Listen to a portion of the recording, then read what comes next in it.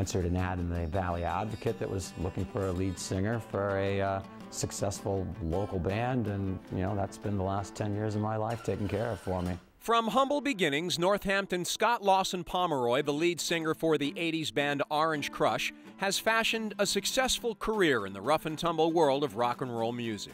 Playing clubs and college campuses has given the band a solid following, and tonight the band's original song, Sausage Party, will be heard by millions.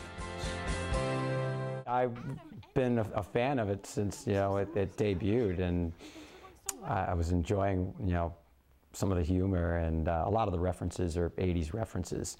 So the fact that they chose some of our music, which is targeted for an 80s audience, just seemed like it was fate's way of lining us up into the right direction. Call it fate, call it a reward for more than a decade of touring and playing their music. Tonight is an opportunity for national exposure for the band by the coveted 18 to 34 audience that watches the TV show.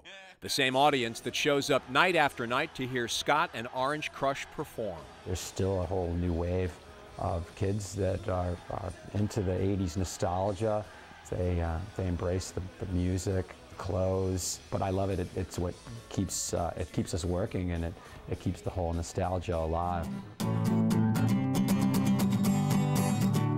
The life of a rock star. It's been a decade of hard work and sacrifice, and of course fun. After all, how many of us can actually say we're living the dream?